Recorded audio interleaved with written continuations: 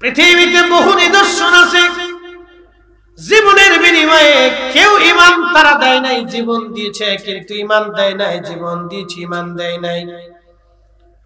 রাসূলের সাহাবী খাব্বাব রাদিয়াল্লাহু আনহুর পিঠের মধ্যে বড় বড় দাগ ছিল, গোশত জায়গা জায়গা থেকে উঠিয়ে ফেলে দেওয়া হয়েছিল। হযরত সাইয়্যিদুনা খলিফাতুল মুসলিমিন ওমর রাদিয়াল্লাহু আনহুর সামনে একদিন খাব্বাব বসে আছেন, কোন কারণে তিনি চাদর সরিয়ে ফেললেন। চাদর সরানোর পরে হযরতে ওমর রাদিয়াল্লাহু আনহু দেখতেছেন খাব্বাবের পিঠের মধ্যে জায়গায় জায়গায় জায়গায় জায়গায় গোশত নাই, জায়গায় জায়গায় গোশত নাই, জায়গায় জায়গায় গোশত নাই। এবং তিনি লক্ষ্য করলেন গোশত শুধু উঠেই যায় নাই, জায়গায় জায়গায় গর্ত হয়ে রয়েছে, সাদা সাদা হয়ে গেছে। সাইয়্যিদুনা ওমর জিজ্ঞেস করলেন, খাব্বাব রে, তোমার জীবনে কি কোনদিন বসন্ত হয়েছিল? খাব্বাব ডাক দিয়ে বলেন, ইয়া আমিরাল মুমিনিন, জীবনে কোনদিন বসন্ত আমার হয় নাই। তাহলে বলো খাব্বাব, কি জন্য তোমার পিঠের মধ্যে এমন বড় বড় গর্ত হয়ে গেছে? গোশত জায়গায় জায়গায় গোশত নাই, সাদা সাদা হয়ে গেছে। খাব্বাব চোখের পানি ছেড়ে দিয়ে বলেন, আমিরুল মুমিনিন, এই সবই কালেমার বদলায় আমার পিঠের গোশত চলে গেছে, কিন্তু ঈমান আমি ছেড়ে দেই নাই। আমি যেই দিন কালেমা পড়ে বাড়ি ফিরলাম মক্কাতে, আমি দরিদ্র মানুষ ছিলাম, আমি লোহা দিয়ে অস্ত্রপাতি বানাইতাম, আমি কামার ছিলাম, কামার। দরিদ্র হওয়ার কারণে কাফেররা এসে আমার হাত পা গুলি একেবারে শক্ত করে মজবুত করে তারা বেঁধে ফেলল। আমিরুল মুমিনিন, যে কয়লাগুলি আগুনের ভিতরে দিয়ে আমি আঙ্গার বানাইতাম, কয়লা দেখবেন আগুনের মধ্য দিয়ে বাতাস দিলে যত আগুন জ্বলতে থাকে কয়লা আগুনের মতো হয়ে যায়, কয়লাগুলি আগুনের রূপ ধারণ করে। খাব্বাব রাদিয়াল্লাহু আনহু বললেন, আমাকে কাফেররা ওই কয়লাগুলি মাটির মধ্যে বিছাইয়া আমারে ওই কয়লার উপরে চিৎ করে শোয়াইয়া পাথর চাপা দিয়ে ধরে বসে থাকতো। কয়লাগুলি দিয়ে পিঠের চামড়াগুলি পুড়ে পুড়ে পুড়ে পুড়ে রক্ত বের হয়ে কয়লা নিভে যাইতো। আমিরুল মুমিনিন, তারপর ওরা আমাকে উঠাইয়া কয়লাগুলি আবার আগুনে আঙ্গার বানাইতো, আগুনের মধ্যে পোড়াইয়া কয়লাগুলি বিছাইয়া আবার আমাকে চিৎ করে শোয়াইয়া পাথর চাপা দিয়ে চাপ দিয়ে ধরে রাখতো। হুজুর, কয়লাগুলি পুড়ে পুড়ে আমার চামড়া পুড়ে, চর্বিগুলি পুড়ে পুড়ে কয়লা নিভে যাইতো, আমার গোশত উঠে গেল জায়গা জায়গা থেকে, আমার চামড়া উঠে চলে গেল, কোনদিন আমার বসন্ত হয় না। আমিরুল মুমিনিন, এইগুলি সব কালেমার বদলা, কালেমার কারণে আমার এইরকম পিঠের গোশত চলে গিয়েছে, ঈমান আমি দেই নাই। একবার জোরে বলা যাবে আল্লাহু আকবার। তেলের গাড়ি তেলে চলে, হাওয়ার গাড়ি হাওয়ায় উড়ে, বিনা তেলে চালায় গাড়ি নবী সুলাইমান। আমরা সেই মুসলমান, আমরা সেই মুসলমান, ঠিক কিনা? ঈদগাহ যাবেন, আবার দুর্গা পূজাতেও যাবেন, কালী পূজাতেও যাবেন, এগুলি চলবে না। কথা কন না কেন, ঠিক কিনা? মনে রাখবেন এগুলি। আমাদের ঈমান কিন্তু ছেলে খেলে না, ঈমান অনেক বড় দামি জিনিস। যদি ঈমান বেঈমান হয়ে একবার কবরে চলে যান তো জিন্দেগি বরবাদ হয়। আবাদুন আবাদাত, চিরস্থায়ীর জন্য আপনাকে জাহান্নামে পড়তে হবে, কোনদিন আর বের হওয়ার কোনো সুযোগ নেই। সিলেটের মুসলমান শুধু এই উম্মত না, পূর্ব জামানাতেও ঈমানের জন্য বহু জনকে পরীক্ষা দিতে হয়েছিল। এই ঈমানি পরীক্ষা পূর্ব জামানাতেও বহু দিতে হয়েছে। আল্লামা ইমাম আবুল ফারাজ ইবনুল জৌজি তিনি একটা ঘটনা তিনি লিখতেছেন তিনার উয়ুনুল হিকায়াতের মধ্যে, পূর্ব জমানাতে একজন যুবক 24 ঘন্টা আল্লাহর ইবাদতে কাটায় দিত, একটা সেকেন্ডের জন্য সে ইবাদত বন্ধ করত না। তো অল টাইম খানকার ভিতরে সে ইবাদত করে। এলাকাতে দেখবেন কিছু দুষ্ট লোক আছে, যুবকরা নামাজে গেলে ওই আপনার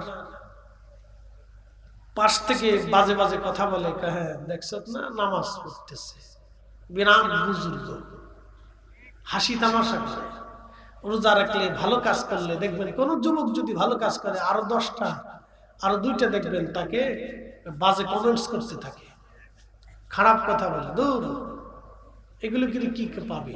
এই যে দেখবেন আমার এই যুবক শ্রেণীগুলি যারা মাহফিলে কষ্ট করতেছে, ওদেরকে আরো 10 জন দেখবেন দূর এইগুলি করে কি লাভ পাবে, কি পাইছিস জীবনে, নানান ধরনের এই কথা বলতে থাকে।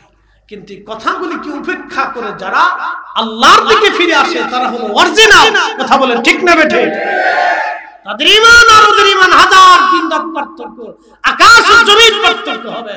এ মুসলমান, এ মানব জাতি, অবশ্যই আমাদেরকে কবরে চলে যেতেই হবে, অবশ্যই আমরা আল্লাহর কাছে ফিরে চলে যাব। এই গ্রামে 100 বছর বয়সী কেউ আছে?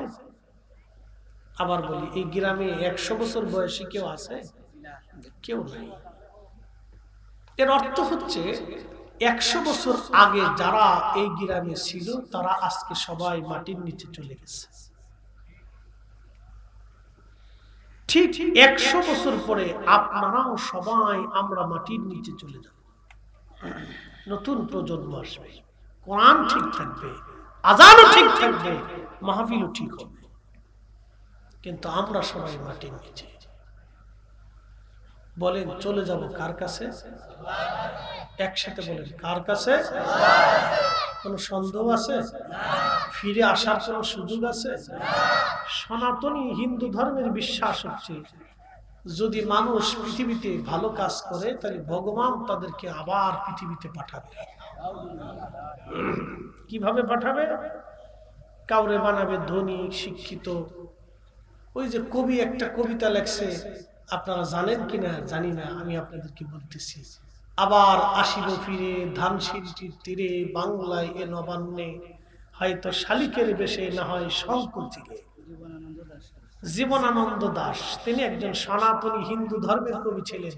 কত সুন্দর করে তার ধর্মের বাক্য তিনি লিখে গেছেন। আবার আসিব ফিরে ধানসিঁড়িটির তীরে, নবান্নে এই বাংলায় শঙ্খ চালিকের বেশে অথবা কাউয়ের বেশে অথবা হাঁসের বেশে, না ছাগলের বেশে না হয় পাগলের বেশে। কি কথা না, কি আজেরে বক্তব্য!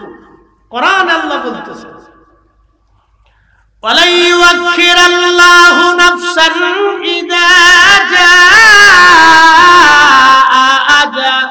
আজালুহা।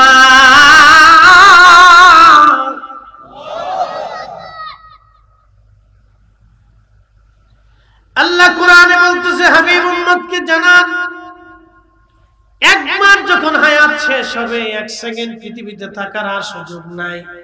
কথা তো সত্য, হায়াত শেষ হয়ে গেলে কাউকে পৃথিবীতে থাকার আর কোনো সুযোগ নাই, এবং একবার আল্লাহর দরবারে চলে গেলে ফিরে আসার আর কোনো সুযোগ নাই। সুযোগ আছে না? তাহলে সনাতনীদের বিশ্বাস হলো আবার আমি ফিরে আসবো শঙ্খচিলের বেশে, বাংলায় নবান্নে,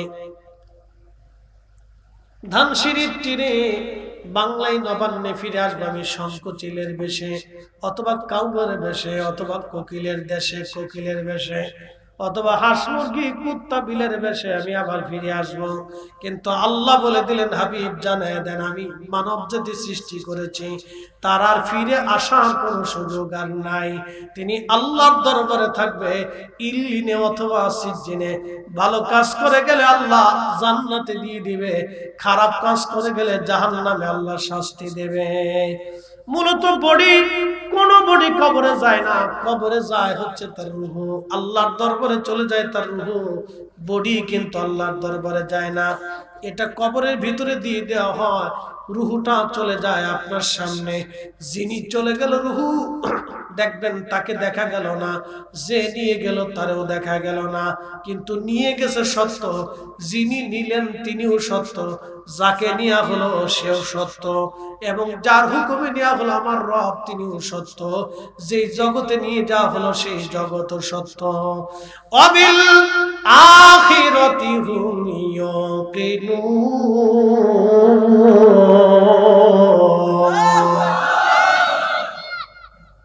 আখিরাত সত্য, যাকে নিলেন তিনিও সত্য, যে নিলেন তিনিও সত্য। নিলেন কে? মালাকুল মউত। আল্লাহ কোরআনে তো বলছে ফাইন্নাহু মুলাকিকুম, ওই মালাকুল মউত তোমার সাথে মোলাকাত করবে। তো যিনি নিলেন তিনি মালাকুল মউত, যাকে নিলেন তিনি আব্দুল করিম। বডি নাই, রূহ নিয়ে গেছে। বডি নিছে, কি নিল? রূহ নিল।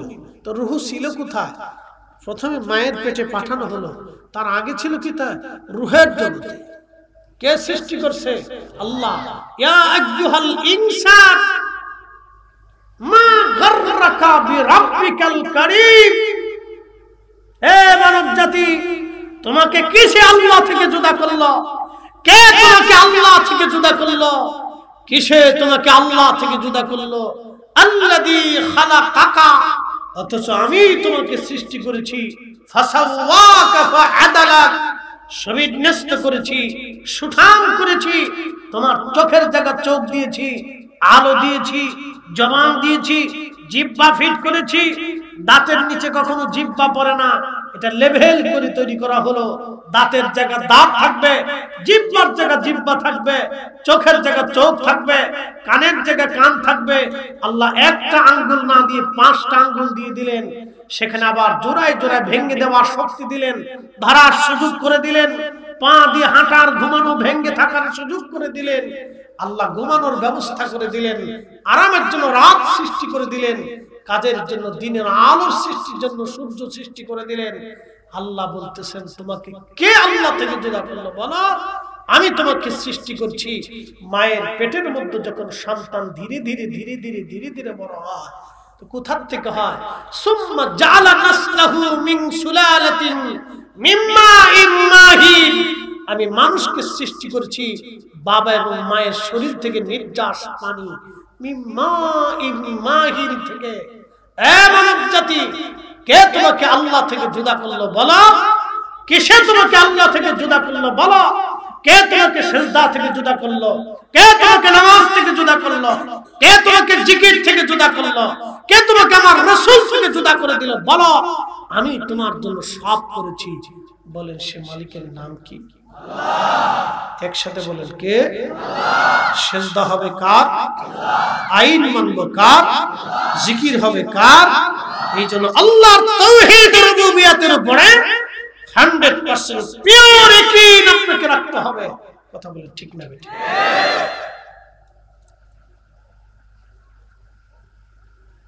প্রিয় উপস্থিতি, এই কথাগুলো আমাদের জন্য অত্যন্ত জরুরি হয়ে গেছে। কারণ মুসলমান মসজিদেও যায়, মাহফিলেও বসে, দুর্গা পূজাও যায়। এই জন্য দুঃখে এই কথাগুলি বলতেছি আজকে। হাজার হাজার হাজার হাজার যুব শ্রেণী আমাদের ভ্রান্ত পথের মধ্যে চলে যাচ্ছে। কে গাঞ্জুটি, হিরোইনসি, বাবাখোর, ইয়াবাখোর, সন্ত্রাস, লুচ্চি, কি কথা বল না কেন? হাজার হাজার হাজার হাজার লাখ লাখ কনসার্টের আয়োজন করবেন, দেখবেন যে যুবক যুবতীর অভাব নাই। এটাও কারো মায়ের সন্তান, মেয়েরাও চলে যাচ্ছে, এটাও কারো মায়ের সন্তান, কারো ভাইয়ের বোন হবে। এই মেয়েও দেখবেন জিন্সের প্যান্ট পরে, টি শার্ট পরে গায়ে দিয়ে, ও আমার প্যান্টও নিয়ে চলে গেছে, আমার শার্টও নিয়ে চলে গেছে, কয়েকদিন পরে জাঙ্গিও নিয়ে চলে যাবে। অবস্থা খুব বেগতিক, খুব কঠিন সিচুয়েশন চলতেছে। আপনাদেরকে বলি, বিলাই কি বাঘের পোশাক পরতে পারে? বলেন, বিলাই কি কোনোদিন বাঘ হইতে পারে? বাঘ কি কোনোদিন বিলাই হইতে পারে? নারী কি কোনোদিন পুরুষ হইতে পারে? পুরুষ কি কোনোদিন নারী হতে পারে? তসলিমা নাসরিন মরে গেছে ফি নারি জাহান্নাম খালিদিনা ফিহা। এই বেটা মা মুসলমান, বাপ মুসলমান, এই মহিলা নাস্তিকতায় বিশ্বাসী হয়ে কবরে চলে গেল। এই মহিলা বলল পুরুষও দাঁড়ায় মতে, বেডিরও দাঁড়ায় মতে। কত পাগল দেশে! তার মানে বুঝে গেল মস্তিষ্কে অসুস্থতা আছে। কি কথা বল না কেন? মস্তিষ্কে অসুস্থতা আছে। তাহলে এই কথা কেউ বলে যে নারীকে তো আল্লাহ ওইভাবেই তৈরি করছে। আবার বলি, বিলাই কখনো বাঘ হইতে পারে? কখনোই না। শিয়াল কোনোদিন কুত্তা হতে পারে? কুত্তা কোনোদিন শিয়াল হইতে পারে? নারী কোনোদিন পুরুষ হতে পারে না, পুরুষ কোনোদিন নারী হতে পারে না। নারীর পোশাকে নারী সুন্দর, পুরুষের পোশাকে পুরুষ সুন্দর। নারী তার পোশাক পরবে, পুরুষ তার পোশাক পরবে।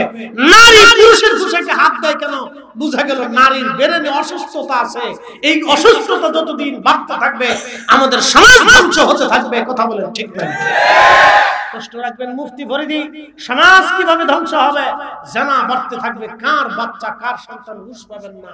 আমেরিকাতে যায় দেখেন অনেক সন্তান আছে বাবার পরিচয়। কথা বলে মেসি বিয়ে করছে, দুঃখিত, মেসি বিয়ে করার আগে 2টা বাচ্চার মালিক। আচ্ছা বলেন হালাল জাদা না হারাম জাদা? একসাথে বলেন হালালে না হারামে? ওটা বিয়ে করার আগে 2 বাচ্চার বাপ হয়ে গেছে। তো বাপ হলো কেমনে? যারা মেসির ভক্ত আছেন মাফ করে দিবেন, আমি কোন খেলা টেলা দেখি না। আমি সাদা কারো ভক্ত সত্য না। ওই আমি কোনটাই দেখি না, ক্রিকেটও দেখি না, ফুটবলও দেখি না। ও সাঁতার ভিতরেই নাই, ও টাইমই নাই। পেশাব করার টাইম পাই না, তোর ফুটবল খেলা দেখবো সাঁতার সময় আছে আমার? মাঝে মধ্যে পেশাবেরও টাইম পাই না। পেশাব সাঁজকে ধরে ওয়াজ করা লাগে, কি করবো? টাইম নেই তো। খেলা দেখার সময় এই হচ্ছে ইসলামী জিন্দিগি। কত পবিত্র জিন্দিগি। প্রশ্ন করি, জবাব দিবেন তো? আল্লাহ পাক না না পাক? একসাথে বলে আল্লাহ কি পাক ছাড়া কবুল করে? নো নেভার, কখনই করে না। এক যুবক, আপনি যত সুন্দর হোক, আপনাকে যদি এখন স্টেজে এনে ল্যাংটা করা হয়, উলঙ্গ করা হয়, কেমন দেখা যাবে? বিচ্ছিরি দেখা যাবে না? আপনার চেহারা, স্বাস্থ্য, সৌন্দর্য, বডির স্ট্রাকচার অনেক সুন্দর, কিন্তু আপনাকে ল্যাংটা করার পরে দেখবেন একবারে বিচ্ছিরি দেখা যাচ্ছে। তো ঠিক পোশাকে মানুষ সুন্দর। কি কথা ঠিক কিনা? পোশাকে মানুষ সুন্দর। তো নারী তার নারীর পোশাক, পুরুষ তার পুরুষের পোশাক। নারী কেন পুরুষের পোশাক নিতে যাবে?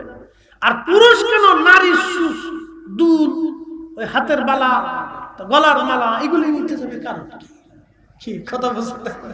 একটা কানের এখানে দেয়, একটা মাথার ভিতরে কোনটা বাঁধে, এখন কি চুল সিস্টেম করার জন্য কি গার্ডার মার্ডার কি এই জন্য দেয়। তার মাঝে মধ্যে চিন্তা করি এটি কি পুরুষ না ইজলিয়া কইতারি। তা আমি তো মাঝে মধ্যে আমার এই বাসার সামনে দিয়ে পদ্মা সেতুলের, তো বাসায় ঢোকার সময় রাত 2টে 3টে 4টে 5টাও বেজে যায়। তো মাঝে মধ্যে পদ্মা সেতুতে, ওটা তো খুব সুন্দর রাস্তা, হবে এক্সপ্রেস হবে, খুব সুন্দর। তো এই ছেলেরা মেয়েরা রাত্রিবেলা মোটরসাইকেল রেসলিং করে। তো মাঝে মধ্যে চিন্তা করি সামনেরটা বেড়া না পিছেরটা বেড়া, দিশে বেড়া। আর এখন তো শীতকাল আসতেছে, আরো খুঁজে পাওয়া যাবে পিছনে বেড়া না সামনে বেড়া, পিছে জন্ডিস না সামনে জন্ডিস, আমি কইতে এই অবস্থা চলতেছে। তাহলে পিছে যে জন্ডিস আছে এটাও কারণে হতভাগা কোন মায়ের সন্তান যেন জানি না।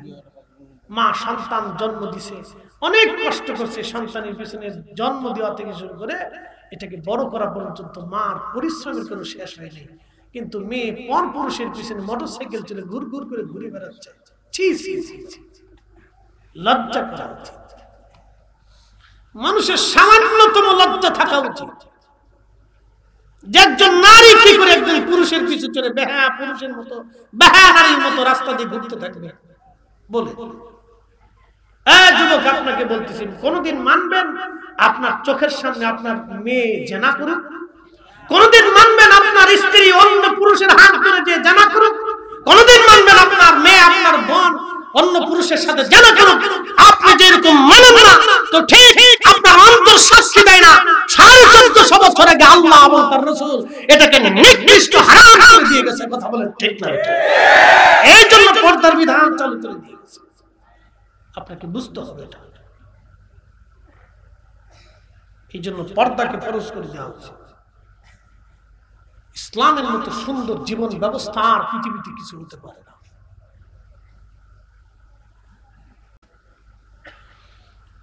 প্রিয় মুসলমান, খুব মনোযোগের সাথে কথা বলে শুনবেন। বলছিলাম পূর্ব জামানাতে একজন বুজুর্গ সারাদিন 24 ঘন্টা আল্লাহর ইবাদতে কাটায়। তো লোকেরা সে তাকে উত্ত্যক্ত করতে থাকে, কিন্তু কোনো কথা সে বলে না। 24 ঘন্টায় সে তার খানেকার ভিতরে ইবাদতে থাকে। এলাকার বখেটে কিছু মানুষ চিন্তা করলো, এই যুবকটাকে আমরা একটু পরীক্ষা করে দেখি পরীক্ষা কেমন। তারা একটা পতিতা নারীকে ভাড়া করলো। ওই পতিতা নারীকে বলল, যদি যুবকের সঙ্গে তুমি জেনা করতে পারো তাহলে তোমাকে এই পরিমাণে অর্থ প্রদান করা হবে। আপনি মনে রাখবেন, পৃথিবীতে যত বেহায়া নারী আছে দেখবেন তাদের কোনো শরম লজ্জা নাই। বেহায়া নারী যারা, তাদের কোনো লজ্জা শরম তাদের কিছু নাই। কোনো শরম লজ্জা তাদের নাই। লজ্জা শরম বলতে তাদের কিছু নাই। বন্ধু আমার, আল্লাহর নবী বলতেছেন, ওই যুবক রাত্রিবেলা ইবাদত করতেছে, মহিলা একটা পতিতা নারীকে ভাড়া করা হলো, তোমরা এই যুবকের সঙ্গে জেনা করবা। জেনা করার উদ্দেশ্যে মহিলাকে ভাড়া করার পরে এই মহিলা সুযোগ খুঁজতেছিল কোন দিন কোন সময় যুবকের কাছে যাবে। একজন যুবক 24 ঘন্টা আল্লাহর ইবাদতে কাটায়। ওই যুবকটা রাত্রিবেলা ইবাদত করতেছিল, আকাশে গুড়ি গুড়ি বৃষ্টি নামতেছিল, মেঘে বারে বারে মানে মেঘ চমকাইতেছিল, গুড়ি গুড়ি বৃষ্টি নামতেছে। ওই পতিতা মহিলা চিন্তা করলো, আজকে সুযোগ রে, এই পুরুষের কাছে আজকে যেতে হবে। তো খানকাটা একটু নিরিবিলি জায়গা ছিল। আপনারা জানেন দুনিয়ার যত ওলি বুজুর্গরা ছিলেন তারা নিরিবিলি আল্লাহর ইবাদত করার চেষ্টা করতেন। নিরিবিলি, তারা সবসময় নিরিবিলি নীরবে থাকতেন। এই জন্য কেউ পাহাড়ে চলে গেছে, কারো জীবনে আসছে পাহাড়। আপনারা বলেন, মাঝে মধ্যে বললেন যে হুজুর অমুক ওলি মসজিদ বাদ দিয়ে পাহাড়ে চলে গেল কেন? শুনে যাবেন, আল্লাহর নবী নিজেও পাহাড়ের গুহাতে 40 দিন পর্যন্ত ধ্যানে মগ্ন ছিলেন। শুনে যাবেন, খন্দকে যদি যান তো খন্দকের পাহাড়ের পিছনে একটা পাহাড় আছে, জাবালে আবু সিলা। এই পাহাড়ের ছোট্ট একটা গুহা আছে। এই গুহাতে 3 দিন পর্যন্ত আল্লাহর নবী একাধারে সিজদার মধ্য থেকে আমাদের গুনার জন্য, ক্ষমার জন্য আল্লাহর নবী 3 দিন কেঁদেছেন। একসাথে বলা যাবে না আল্লাহু আকবার? না না, হয় না, আরো জোরে বলেন, জোরে জোরে। খন্দকের পাহাড়ের পিছনের পাহাড় জাবাল আবু সিলা। এই জাবাল আবু সিলাতে নবীজি ছোট্ট একটা গুহার ভিতরে 3 দিন একাধারে সিজদায়। 3 দিন নবীজিকে মদিনাতে খুঁজে পাওয়া গিয়েছিল। 3 দিন শুধু একই কান্না, অর্থের জন্য না, হাসান হুসাইনের জন্য না, ফাতেমার জন্য না, সংসারের জন্য না, স্ত্রীর জন্য না, বংশের জন্য না, একটাই বাক্য ছিল, ইয়া রাব্বি হাবলি উম্মতি। আল্লাহ, আমার উম্মত গুনাহ করে ফেলছে, আমার উম্মত গুনাহ করবে, আমার উম্মতের ভুল হবে, মাফ করতেই হবে, মাফ করতেই হবে, ক্ষমা করতেই হবে। 3 দিন সিজদার মধ্যে থেকে এই উম্মতের ক্ষমার জন্য নবী সিজদার মধ্যে কাটাইছে।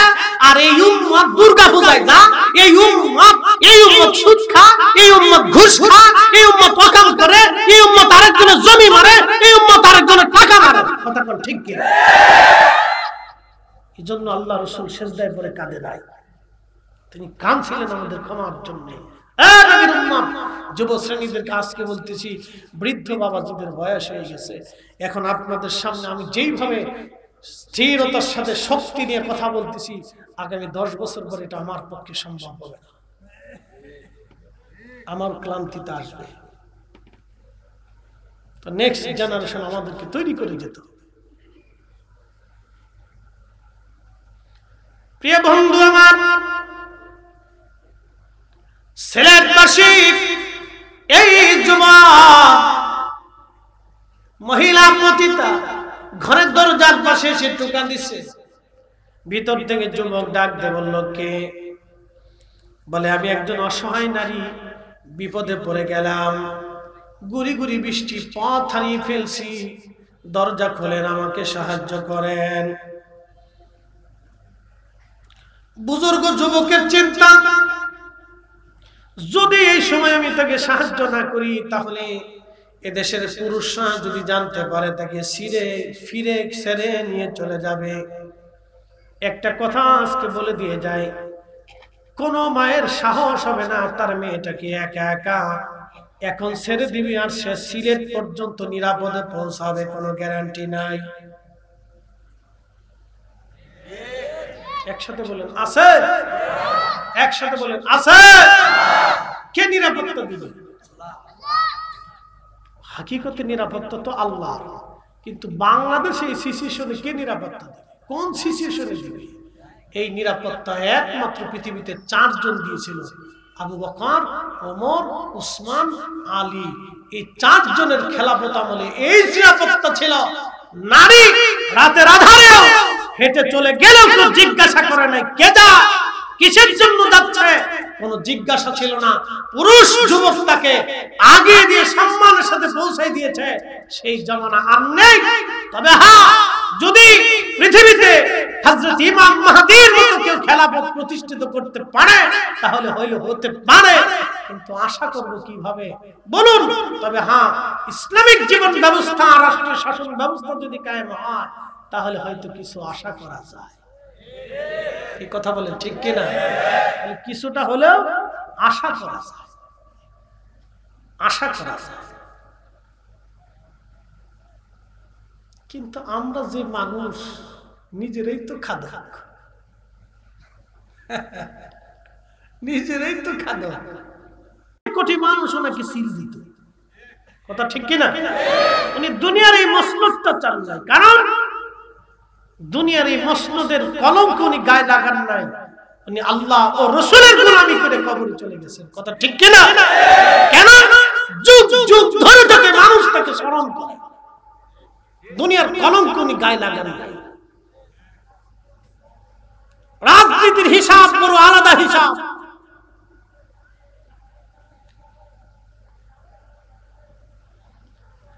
বন্ধু আমার, খুব মনোযোগ দিবেন। বুজুর্গরা সবসময় সহজ সরল হয়। রাজনীতির হিসাব হলো মারতে হবে, মরতে হবে, এখানে ঠকাইতে হবে, ওখানে বাস দিতে হবে, কার মাথায় বাড়ি, কার রক্ত চুষতে হবে, কোত্থেকে টাকা নিতে হবে, অন্যায় 2 নম্বর, ন্যায় অন্যায়। হিসাব কিতাব না করলে রাজনীতি হয় না। বড় কঠিন দুনিয়ায় বর্তমান সিচুয়েশনে। এই জন্য পৃথিবীর অনেক বুজুর্গ রাজনীতি পছন্দ করতেন না, রাজনীতি গ্রহণ করেন নাই, ইচ্ছা করা জনপ্রিয়তা থাকা সত্ত্বেও তারা নেন নাই। এই যুবক মহিলা যখন বলতেছে দরজা খুলে দেন, দরজা খুলে দেয়া হলো। যুবক বলতেছে, আপনি এত রাত্রেবেলা বিপদে পড়ে গেছি। আলাদা করে তার ওই খানকার ভিতরে পর্দা টেনে দিয়ে যুবক বলল, আপনি ওইখানে বিশ্রাম করেন। ওই কথা বলে আলাদা জায়গা করে দিয়ে যুবক নামাজে দাঁড়ায় গেল। নামাজ চলতেছিল, এমন সময় মেয়েটা সেজে গুজে এসে ওই যুবকের সামনে বারবার জেনা করার জন্য অঙ্গ ভঙ্গি দিচ্ছিল।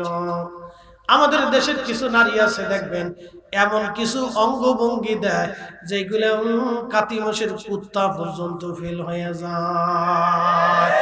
জানি এই ভাষাটা অত্যন্ত কঠিন হয়ে গেছে, ভাষা শুনতে খারাপ শোনা যাবে, কিন্তু নারীদের জন্য এই সমস্ত অঙ্গভঙ্গি বেমানান, কথা কোন ঠিক না? নারীর স্বভাব নিয়ে পৃথিবীতে চলবে।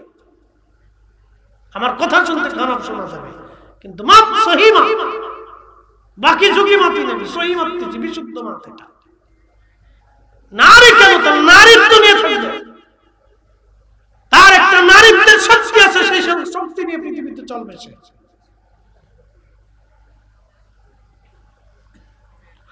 বন্ধু মনোযোগ দিবেন। এই যুবক অঙ্গভঙ্গি দিচ্ছিল এই মহিলা জানা করার জন্য। যুবক চিন্তায় পড়ে গেলেন, এই মহিলা তো আমাকে জানা করার জন্য উদ্বুদ্ধ করতেছে, কিন্তু যুবক মন তো জেনার জন্য উদ্বুদ্ধ মন হয়ে যায়, বারবার জেনার দিকে ঝুঁকে যায়। যুবক তখনই নিজের মনকে ডাক দিয়ে বলতেছে, যুবক রে, তুমি জিনা করতে চাইতেছো, দুনিয়ার আগুনে, জাহান্নামের আগুনে পড়ার আগে দুনিয়ার আগুন তুমি সহ্য করে দেখো। এই কথা বলে তার সামনে যে প্রদীপ জ্বলতেছিল তার একটা আঙ্গুল প্রদীপের মধ্য দিয়ে পুড়িয়ে ফেললো। যখন একটা আঙ্গুল পুড়াইলো তারপরেও তার জিনার লিপ্সা যায় না, দ্বিতীয় আঙ্গুল পুড়িয়ে ফেললো। এইভাবে সারা রাত্র ওই মহিলার জিনা থেকে বাঁচার জন্য সে তার হাতের 10টা আঙ্গুল পুড়িয়ে ফেললো, তারপরেও ওই নারীর সাথে জিনা করে নাই। একবার জোরে বলা যাবে কি আল্লাহু আকবার? এরা হচ্ছে মুসলমান। কথা বলেন ঠিক কি না? এরা মুসলিম। ইতিমধ্যে আল্লাহ নারীকে হেফাজত করার জন্য, এই দুঃখিত পুরুষকে হেফাজত করার জন্য এই নারীকে আল্লাহ হত্যা করল, স্টপ করে মারা গেল। তো ওই যে যে বখাটে লোকগুলি এই নারীকে ভাড়া করছিল, এটা একটা পরীক্ষা। তো বখাটেরা পুলিশ নিয়ে আসছে, রাষ্ট্রের সৈন্য নিয়ে এসে বলতেছে এই মহিলাকে এই পুরুষে তার খানকার ভিতরে হত্যা করছে এবং তাকে ধর্ষণ করছে, মেরে ফেলছে। কি বিপদ! আল্লাহ এক বিপদ থেকে বাঁচাইয়া আরেক বিপদের মধ্যে ফেলাই দিল। পরীক্ষা চলতেছে। তো রাষ্ট্রের সৈন্যরা তাকে ধরে নিয়ে গেল, রাজার সামনে বিচার বসে গেল। যুবক বলতেছে, রাজা আপনি তো আমাকে জানেনি, আমি কখনো জিনা করিনি, তাকে হত্যাও করিনি। রাজা বলতেছে, যুবক বুজুর্গ, আমি আপনার কথা বিশ্বাস করে নিলাম, আপনি বুজুর্গ, আমি জানি আপনি জিনাও করেন নাই, হত্যাও করেন নাই, কিন্তু আপনার ঘরেই তার মৃত্যু সংঘটিত হয়েছে, আদালত চায় সাক্ষী। এ যুবক, আপনার বিরুদ্ধে সাক্ষী হলো আপনার ঘরের মধ্যেই মৃত্যু সংঘটিত হয়েছে। লোকেরা বলতেছে আপনি হত্যা করেছেন এবং তাকে ধর্ষণ করেছেন, কিন্তু আপনি যে তাকে হত্যা করেন নাই, ধর্ষণ করেন নাই, তার কি কোনো প্রমাণ আপনার কাছে আছে? বিচার তো সাক্ষী চায়, আদালত সাক্ষী চায়, তা আপনার কি কোনো সাক্ষী আছে? তো যুবক বলতেছে, বাদশা, তাহলে আমাকে কি একটু সময় দেওয়া যাবে? আমি 2টা রাকাত নামাজ পড়ে আমি আমার মালিকের সাথে কথা বলবো। একসাথে একসাথে বলেন, একসাথে। কার সাথে কথা বলবো? আল্লাহর সাথে কথা বলা যায়? কথা বলেন, যায় তো? আল্লাহর সাথে কথা বলা যায়। আপনি বলেন না তাই বুঝেন না, আল্লাহর সাথে কথা বলা যায়। আল্লাহর সাথে শাহজালাল কথা না বলে জমিন আসে নাই, আল্লাহর সাথে ফুলতুলি কথা না বলে এই জমিনে এইভাবে কোরআনের খেদমত করে নাই। আল্লাহর সাথে বদরপুরি কথা বলেছে, মুজাদ্দিদ আল-ফিসানি কথা বলেছে, খাজা বাবা আজমেরি বলেছে, ইমামুল আযম আবু হানিফা বলেছে। আল্লাহর সাথে যারা কথা বলতো, কি কথা কর না কেন? সালাতে দাঁড়িয়ে আল্লাহর সাথে কথা বলতো, মুনাজাতে আল্লাহর সাথে কথা বলতো। কে বলছে আল্লাহর সাথে কথা বলা যায় না? কথা বলা যায়, কিন্তু বান্দার মতো বান্দা হতে হবে, ঠিক কিনা? বান্দা হতে হবে। প্রিয় উপস্থিতি, মনোযোগ দিবেন। ইয়া আইয়ুহাল্লাযীনা আমানুস্তাঈনু বিস-সাবরি ওয়াস-সালাহ। হে ঈমানদার, তুমি আমি মালিকের সাহায্য গ্রহণ করো 2 পদ্ধতিতে। 1 নাম্বার পদ্ধতির নাম সালাত, দ্বিতীয় পদ্ধতির নাম হচ্ছে সবর। নামাজ এবং সবরের মাধ্যমে তুমি আমি আল্লাহর সাহায্য নাও। ঠিক তখনই যুবক ওযু করে 2 রাকাত নামাজ পড়ে আল্লাহর দরবারে 2 হাত বাড়ায় দিয়ে বলেন, হে রব, আমি জানি আমি যে অপরাধ করি নাই সেই অপরাধের শাস্তি আপনি আমাকে দেবেন না, কারণ আমি তো জিনাও করি নাই, হত্যাও করি নাই, এই শাস্তিও আমি পাবো না আমি জানি। তবে হ্যাঁ, রাজার আইনের বিচারে আমি অপরাধী হয়ে গেছি, রাজা আমাকে ফাঁসির কাস্টে ঝুলাবে অথবা আমাকে হত্যা করবে, শুলে চড়াবে। রব্বি, মৃত্যু দিয়ে আমার কোনো ভয় নাই, কারণ আজ অথবা কাল অবশ্যই আমি আল্লাহ আপনার কাছে আমি চলে যাব। আল্লাহ, অবশ্যই আপনার বান্দা আপনার কাছে চলে যাবে। বিশ্বাস দেখছেন? বলতেছি, রব্বি, আমি আজ হোক আর কাল হোক অবশ্যই আপনার কাছে চলে যাব আল্লাহ, মৃত্যু নিয়েও কোনো অভিযোগ আমার নাই আল্লাহ, কিন্তু আমার ভয় হচ্ছে যদি এইভাবে এই মুহূর্তে আমি মারা যাই, সারা জীবন লোকেরা আমাকে কলঙ্কিত করবে, এবং শুধু আমি কলঙ্কিত হব না, যত আলেম এবং আবেদ, পৃথিবীর যত আলেম এবং আবেদ আছে সবাই সেই দিন কলঙ্কিত হবে। আর আল্লাহ, দুনিয়ার কোন আলেম এবং আবেদের কলঙ্ক আমারে বানায়ও না, দুনিয়ার কোন আবেদ এবং আলেমের কলঙ্ক তুমি আমারে বানায়ও না।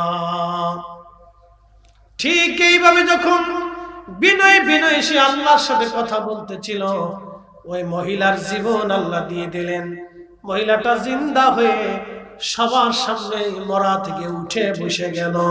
একবার জোরে বলা যাবে কি আল্লাহু আকবার। মহিলা মরা থেকে উঠে বসলো। মহিলা মরা থেকে উঠে বসার মানে এই মহিলাটা তখন রাজাকে বলতেছে, হে রাজা,